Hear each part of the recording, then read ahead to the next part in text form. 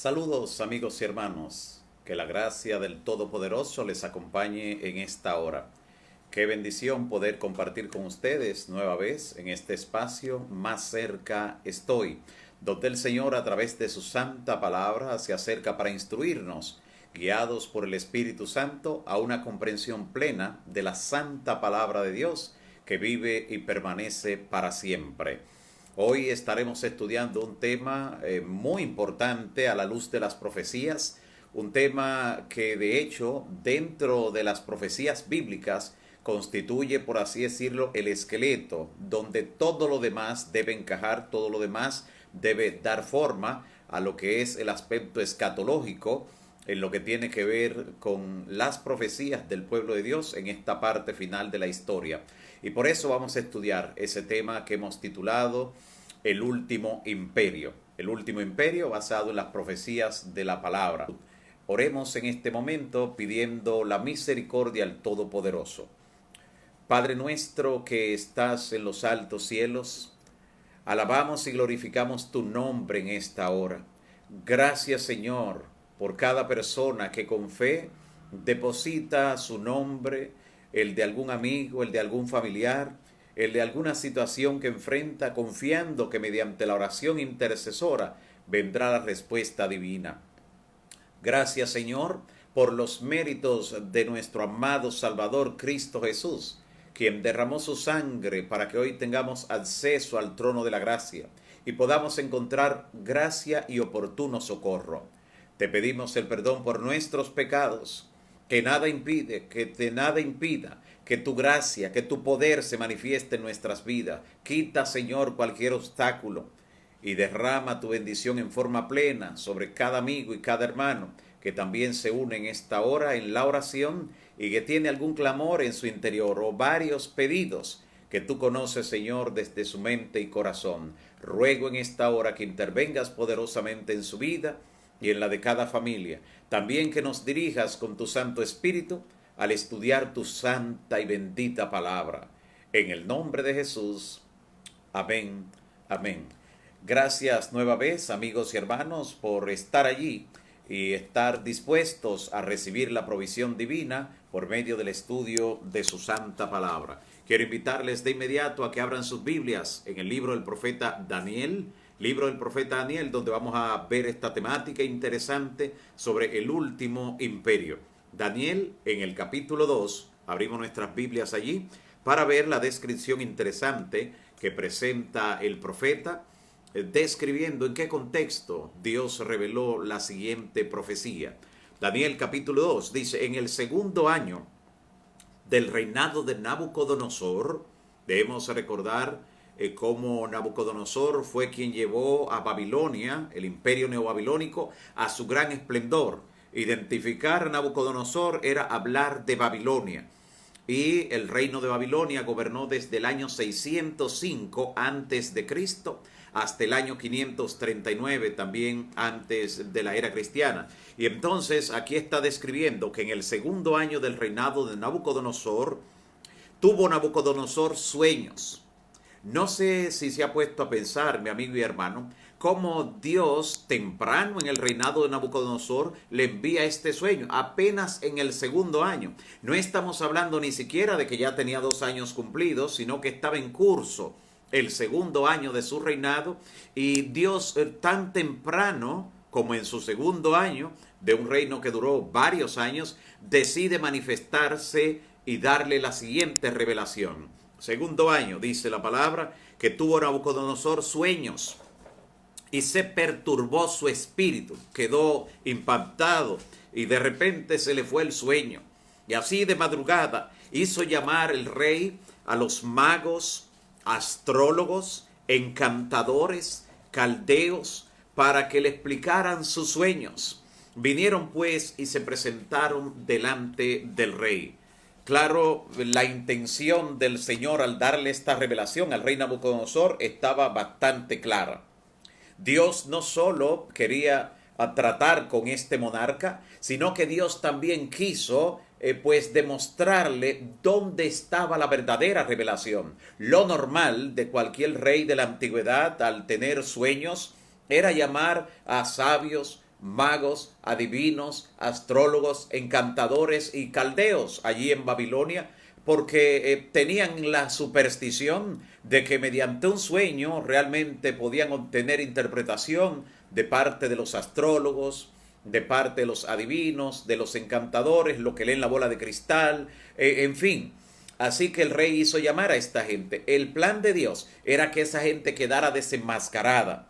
Dios mostrarle que ninguno de los que practican la adivinación, los que practican la astrología, los que practican el encantamiento, los que leen la bola de cristal, las cartas, que ninguna de esas personas podía penetrar realmente en el futuro. Porque después de darle el sueño al rey, Dios entonces hizo que se le olvidara. Sobre todo lo principal de lo que había soñado, se le olvidó. Sí sabía que era impactante y que en su vida era determinante saber el resultado de ese sueño. Por eso hizo llamar de madrugada a todo este séquito. Y entonces noten lo que ocurre ahora cuando ellos vienen, esperando que inmediatamente el rey les cuente el sueño, para ellos inventarse una interpretación. Así como ocurre todavía hoy, que alguien le comenta a su vecino, a su amigo, a su familiar: mira, soñé con tal cosa, y de repente esa persona dice: bueno, eso significa tal, significa que debes jugar tal número, significa que te va a pasar esto, significa que va a ocurrir ello. De la misma manera querían inventarse algo de manera supersticiosa. Y el rey entonces les dijo, cuando ellos llegaron: he tenido un sueño, y mi espíritu se ha turbado por saber el sueño. Entonces hablaron los caldeos al rey en lengua aramea, diciendo: Rey, para siempre vive. Di el sueño, oh rey, y te daremos la interpretación. Pero entonces respondió el rey con algo que ellos no estaban esperando, algo inusual. El rey les respondió diciendo: el asunto lo olvidé. Pero si no me dicen cuál fue el sueño y después cuál fue la interpretación, una sola sentencia hay para ustedes: serán descuartizados y sus casas, sus familias serán convertidas en muladares.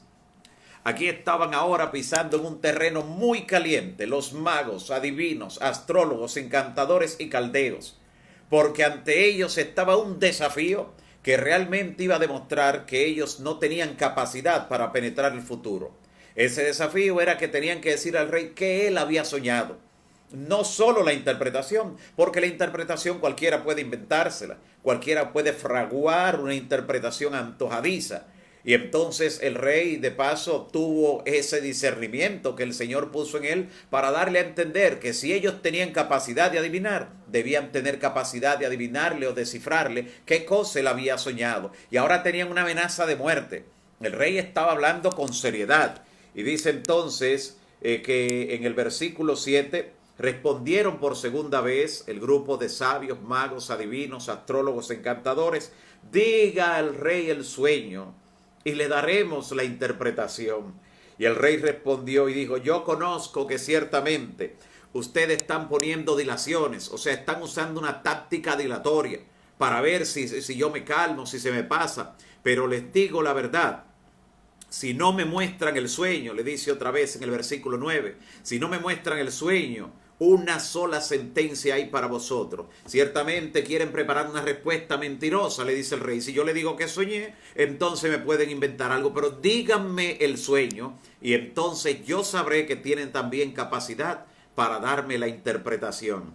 Los caldeos respondieron delante del rey diciendo: no hay hombre en la tierra que pueda decir al rey y declararle el asunto que el rey está demandando. No existe ser humano, salvo, le dicen, salvo aquellos dioses cuya morada no es con la carne, le dicen en el versículo 11. O sea, le está diciendo solo los dioses, según su concepción pagana, solo los dioses, y ellos no tienen ninguna interacción con la carne, no se mezclan con el ser humano, están distantes. Miren lo contrario de lo que es el concepto pagano de la divinidad. Para ellos los dioses no tienen nada que ver con la carne, con el ser humano. Sin embargo, el Dios verdadero se hizo carne y habitó entre nosotros y vimos su gloria, gloria como la del unigénito del Padre. Pero ahora se declararon incapaz. No solo eso, sino que también ellos le dijeron al rey: ningún rey en ningún reino le ha pedido jamás a ningún mago, sabio, adivino, astrólogo, encantador o caldeo que le diga algo semejante. O sea, nadie ha puesto en aprieto a sus sabios y adivinos. Le estaban diciendo al rey que estaba siendo injusto.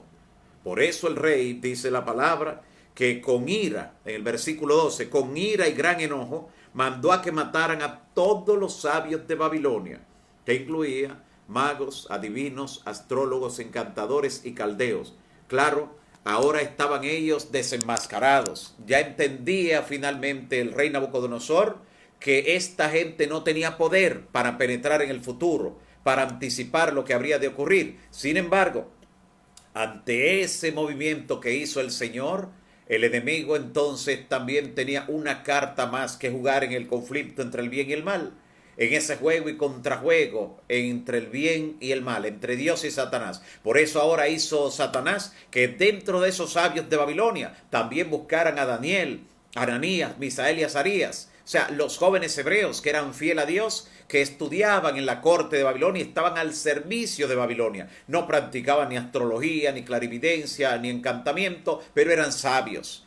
Habían estudiado los asuntos del Estado y tenían un discernimiento especial, una sabiduría que vemos desde el capítulo 1 que se destaca, comenzando porque ellos tenían un estilo de vida diferente y Dios le dio una luz especial y puso gracia en ellos. Así que ahora Satanás pensó y dijo, como desenmascararon a mi gente, magos, adivinos, astrólogos, encantadores, y lo llevan a la muerte, se van a llevar también a los siervos de Dios. Sin embargo, no contaba Satanás con que Dios también tendría algo más para actuar en ese momento, y que cuando buscaran a Daniel y sus compañeros, iban a descubrir al único que tiene poder para descifrar el futuro, aquel que vive y reina por los siglos de los siglos. Dios está al control aun cuando la situación se torna difícil. Y mira lo que entonces dice la palabra que ocurre allí, porque la palabra de Dios dice en el versículo 16 del capítulo 2 de Daniel, verso 16,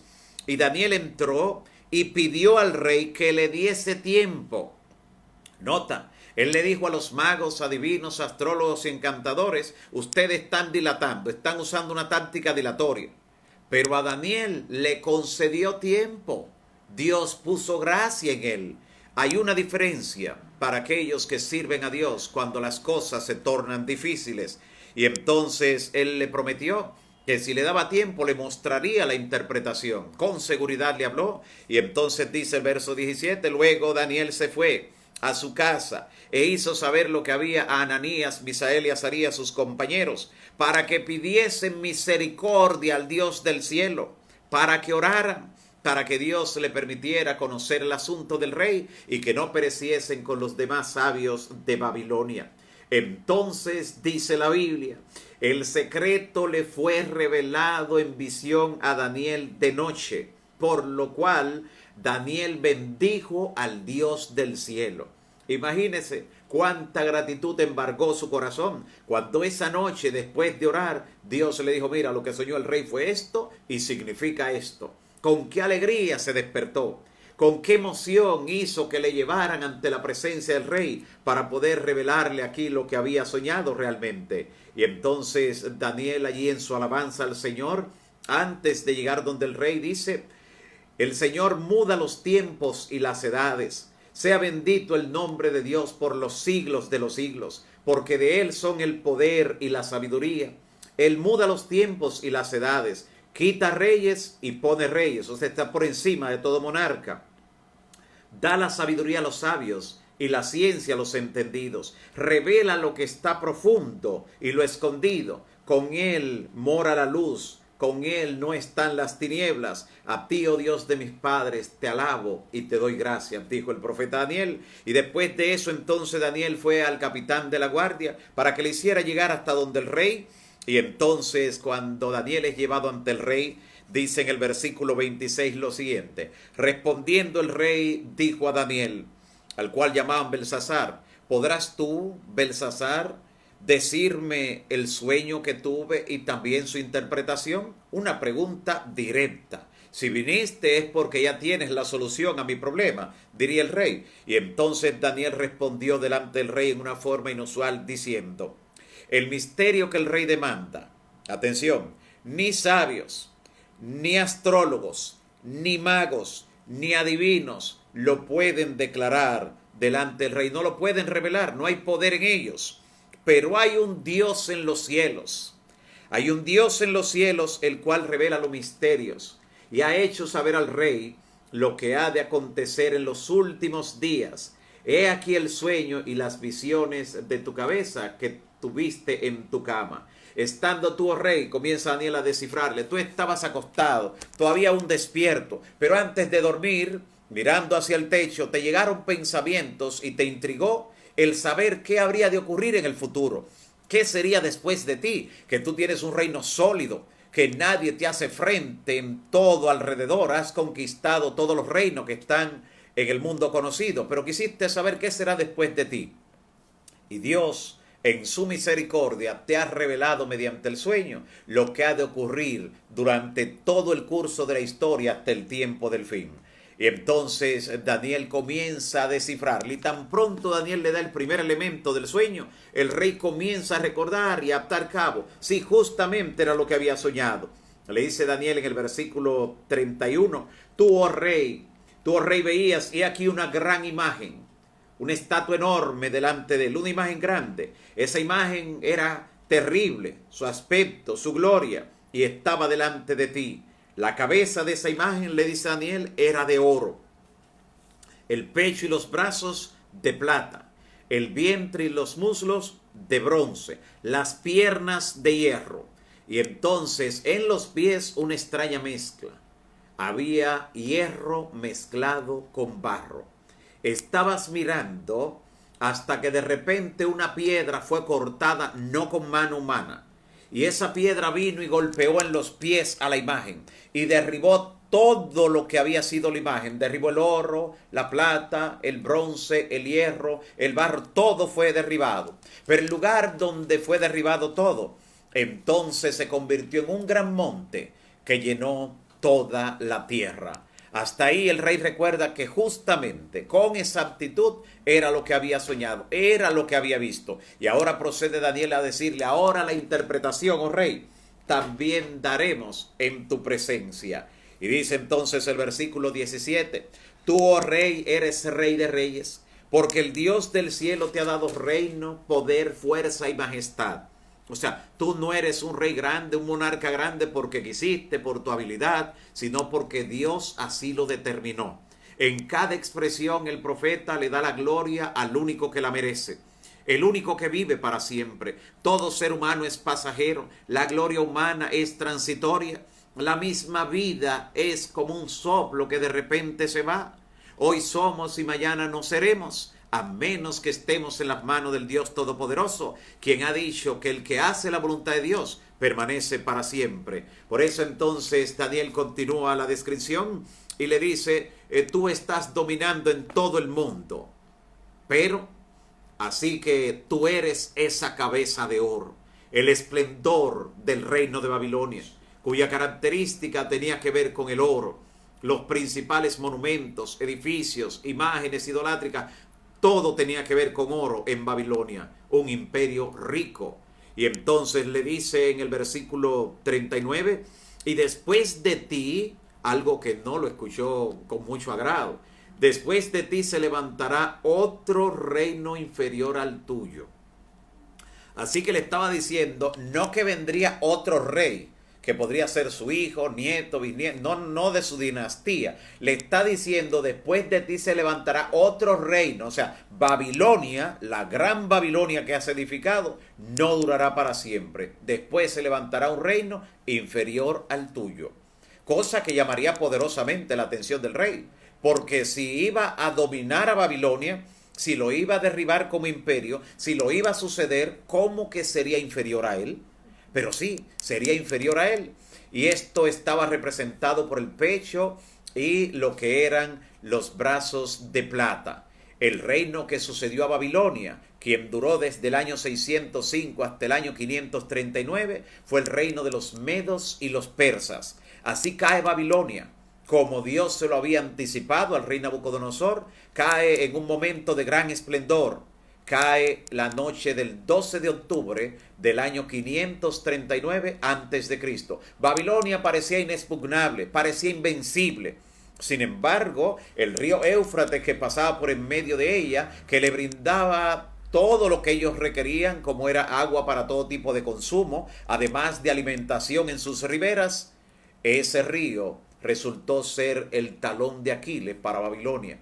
Sí, porque en la noche del 12 de octubre y que durante esos días previos habían estado trabajando en la parte superior del río, gran parte del ejército de los medos y persas hicieron un canal amplio, enorme, por el que desviaron el cauce del río. Así el lecho por donde el río transitaba por en medio de Babilonia quedó vacío.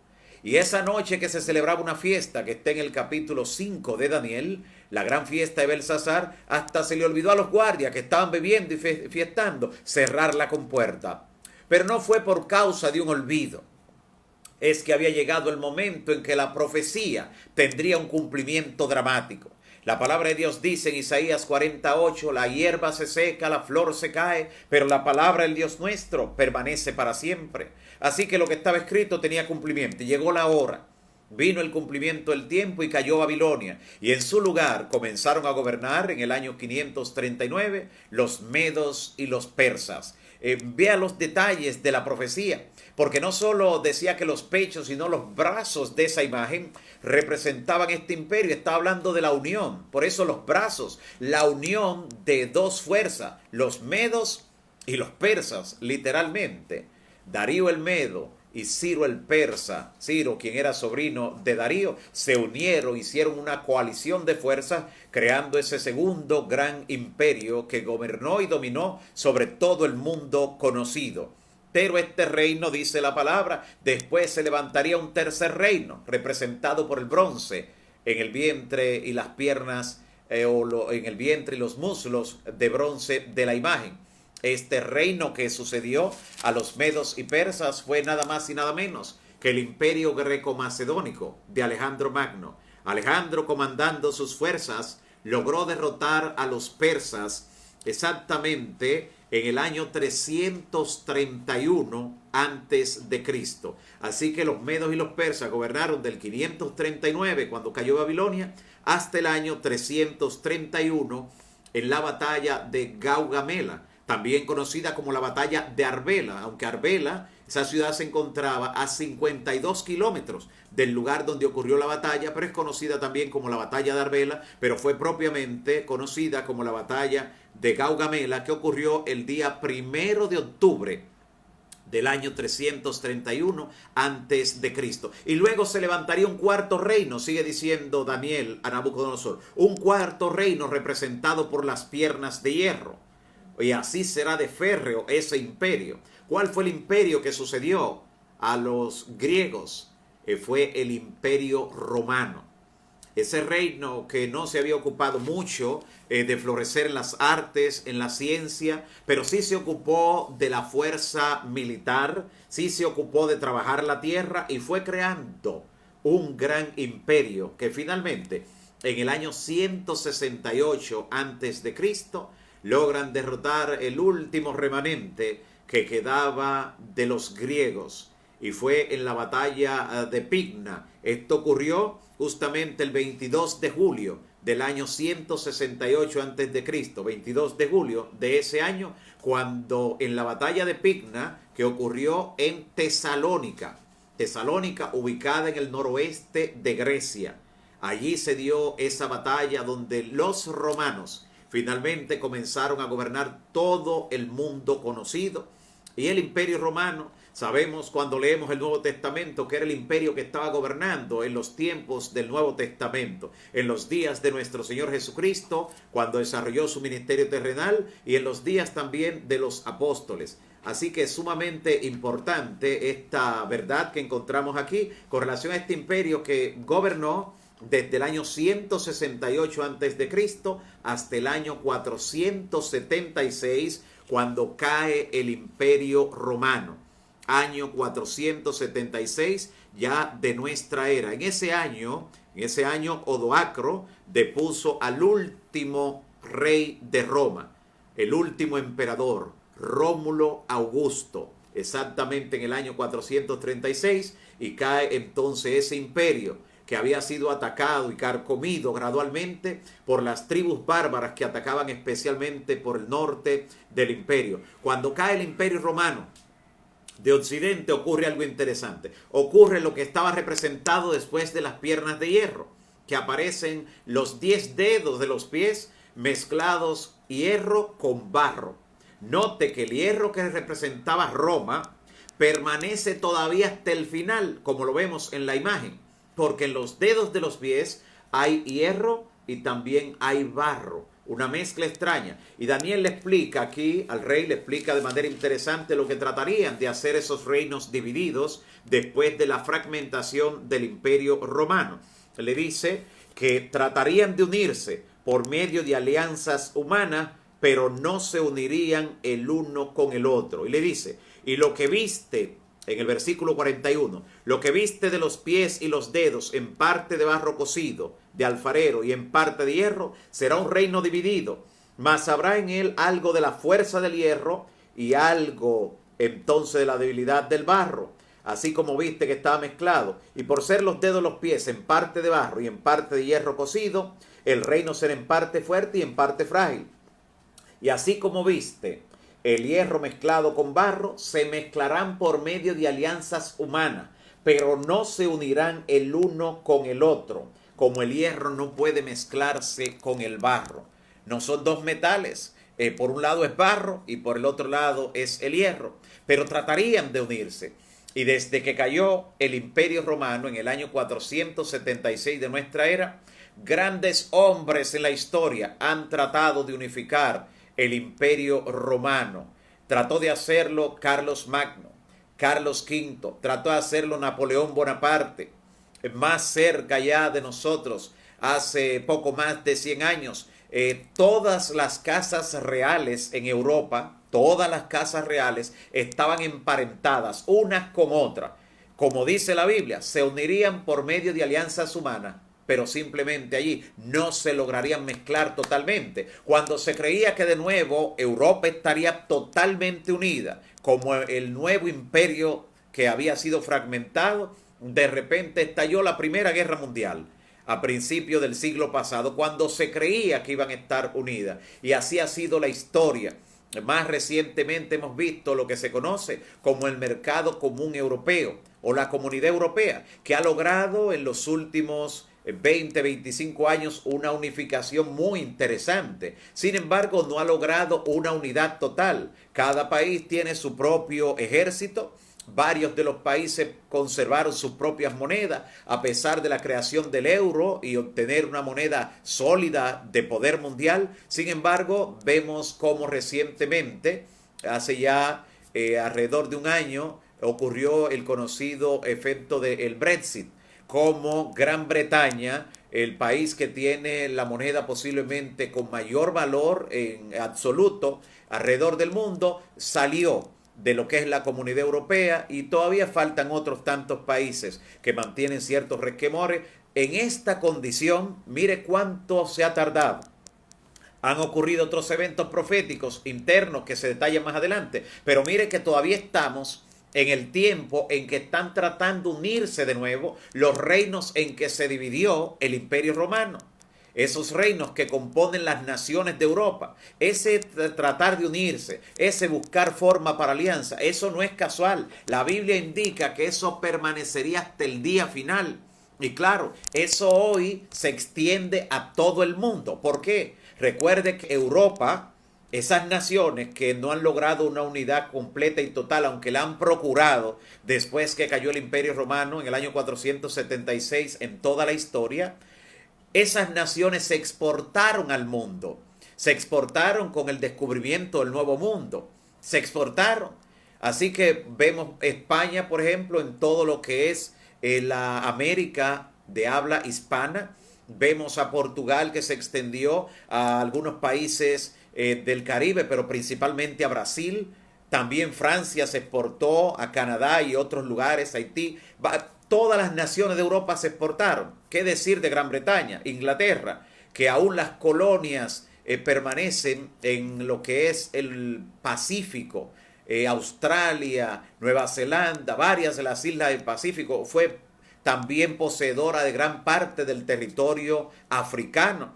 Así que Europa, esas naciones que no logran unirse por completo, pero que hacen intentos hasta el final, representan al mundo entero que está tratando de lograr una unidad global, que está tratando de globalizar todo. Y en ese intento, dice la Biblia, cómo surgirá el último imperio. Dice en el versículo 44 de Daniel 2, Daniel 2:44 dice: y en los días de esos reyes, de esas naciones que están tratando de unirse, que están tratando de lograr la unidad mundial, en los días de estos reyes, el Dios del cielo levantará un reino que no será jamás destruido, ni dejado a otro pueblo. O sea, nadie le sucederá como ocurrió con los anteriores.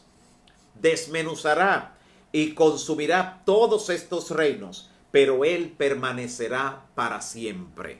Note lo interesante.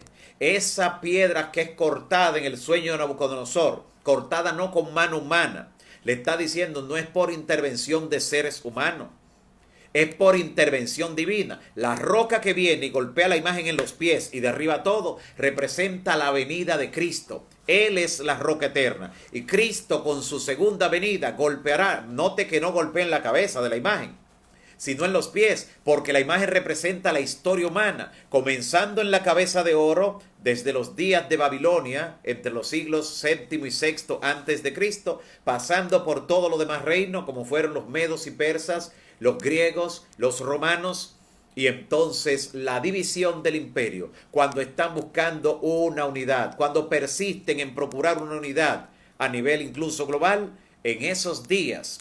Por eso sabemos que estamos también en la parte final de la historia. Estamos ya en los dedos de los pies, en los intentos que hacen esos fragmentos de lo que fue el Imperio Romano por unificarse. Y dice la Biblia que en los días de estos reyes, el Dios del cielo levantará un reino que jamás será destruido. No es por casualidad, amigos y hermanos, que de todos los intentos que realizaron las naciones de Europa, o fragmentos del Imperio Romano, por lograr su unificación, los intentos más serios lo hemos visto en los últimos 20 años, en este milenio, con la creación del mercado común europeo, con el derribar varias fronteras incluso. Eso no es casual, es para que tengamos bien presente que todavía estamos en el periodo donde los fragmentos de lo que fue el Imperio Romano están tratando de unirse, y que lo que nos dice la Biblia en el versículo 44 sobre el último imperio es sumamente importante. En los días de estos reyes, de esos reinos que están procurando unirse, el Dios del cielo levantará un reino que jamás será destruido. El reino que Dios establecerá. Note que Daniel vio en el sueño, o le reveló del sueño al rey Nabucodonosor, como donde la piedra derribaba la imagen, que constituye la historia humana, todo era derribado. Pero en ese montón de ruinas se creó un gran monte, el monte o montaña que en la Biblia representa un reino, el cual dice llenó toda la tierra, y dice que ese reino permanecerá para siempre. Y de la manera que viste, dice el verso 45, que del monte fue cortada una piedra no con mano, la cual desmenuzó el hierro, el bronce, el barro, la plata y el oro.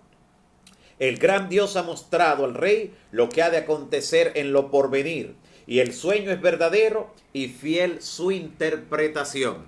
Note lo interesante, más de 26 siglos de historia fueron revelados mediante ese sueño que Dios le dio al rey Nabucodonosor y que fue revelado, fue interpretado por el profeta Daniel. Hemos visto cómo todo se ha cumplido a lo largo de la historia con una exactitud matemática asombrosa, con una precisión que despierta el interés aún de los estudiosos que no reconocen la Biblia. Ellos mismos se asombran con qué exactitud la Biblia pudo anticipar el levantamiento y la caída de todos esos reinos, y con la misma precisión que se ha cumplido en la historia todo lo que fue descrito en ese sueño, de esa misma forma se cumplirá el final en el establecimiento del último imperio, donde Dios se encargará de ello, de levantar un reino que jamás será destruido, sino que permanecerá para siempre. Note un detalle interesante, amigo y hermano.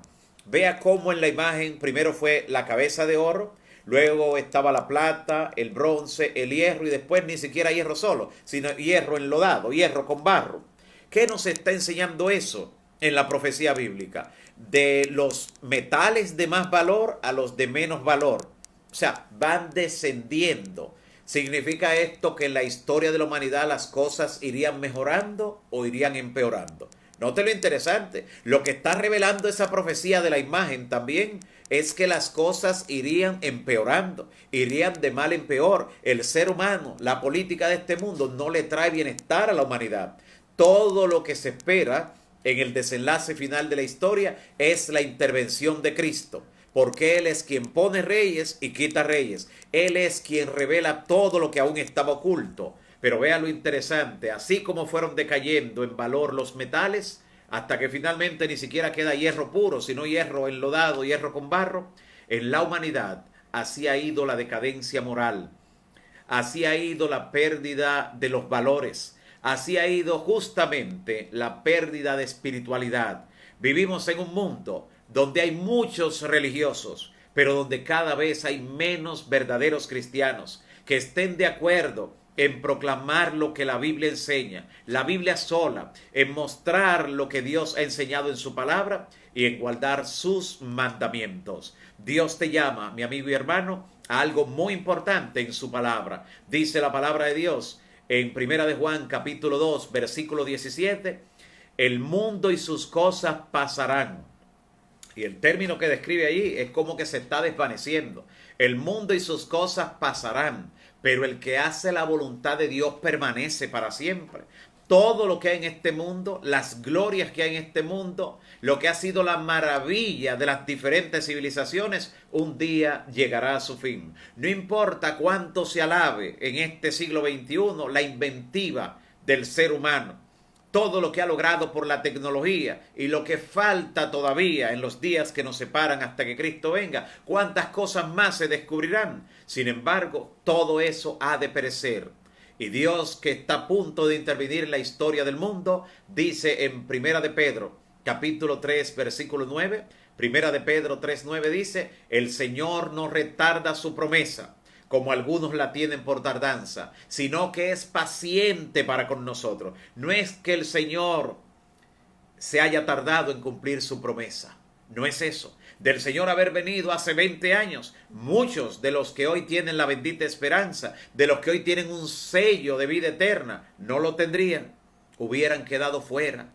Así que el Señor, en su paciencia, no queriendo que ninguno perezca, sino que todos procedan al arrepentimiento. Pero la historia de la humanidad, que fue revelada mediante esta imagen, no se prolonga en forma indefinida. Llega a los pies y ahí es impactada por la roca. Por eso dice segunda de Pedro 3:10, pero aunque Dios es paciente, el día del Señor vendrá. Y vendrá como ladrón en la noche, en el cual los cielos pasarán con gran estruendo, y los elementos ardiendo serán deshechos, y la tierra y las obras que en ella hay serán quemadas. Por eso vemos que en el sueño la roca viene, golpea la imagen y desmenuza todo.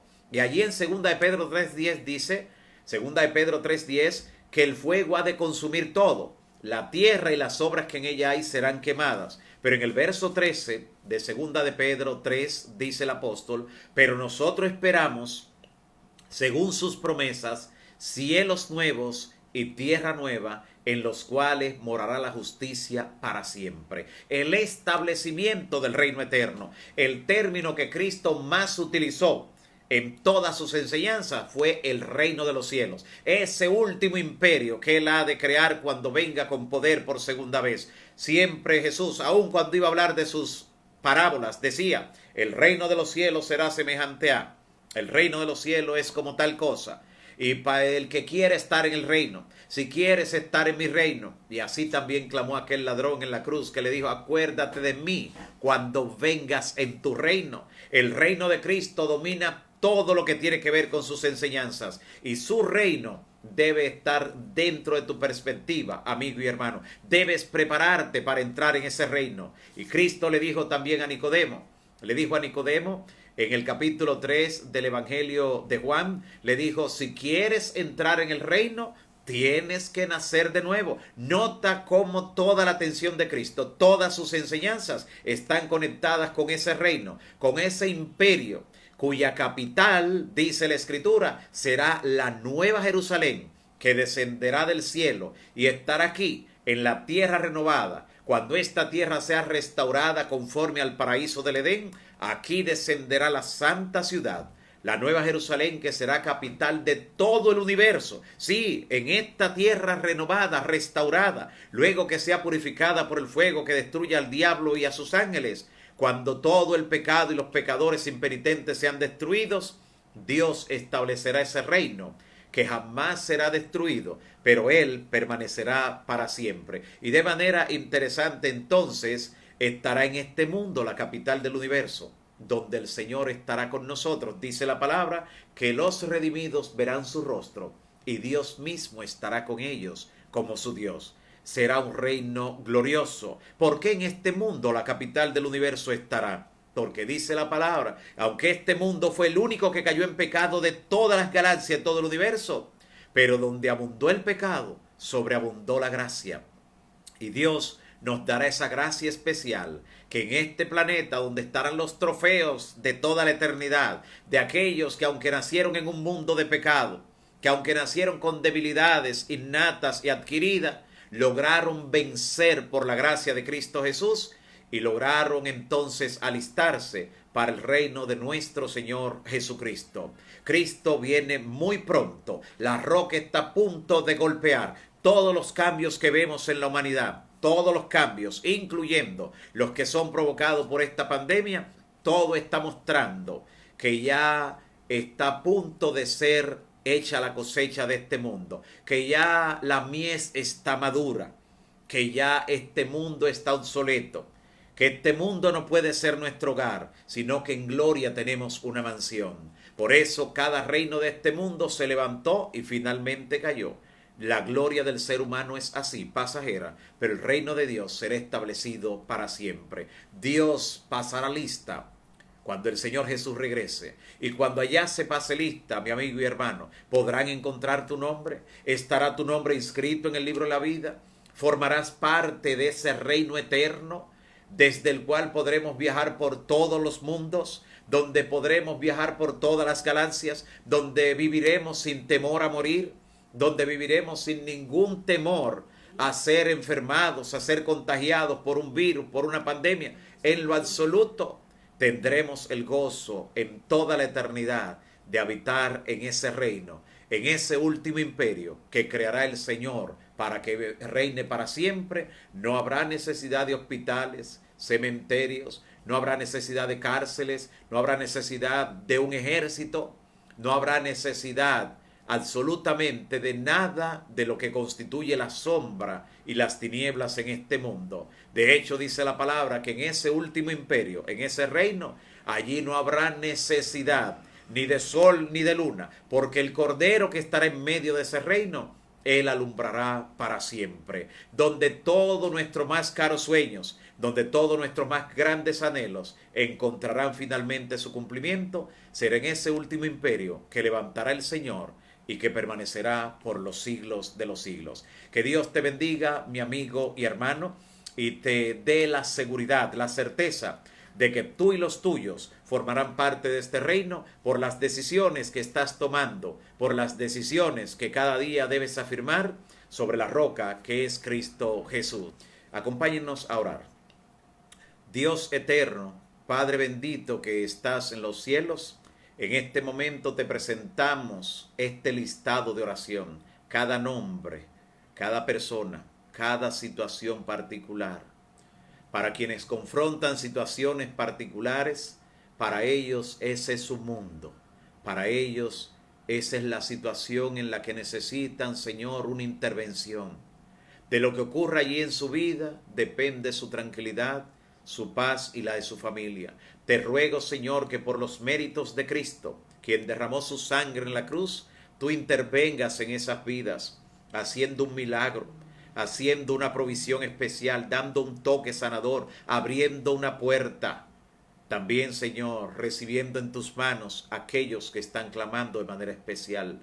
Algunos interceden en favor de otros.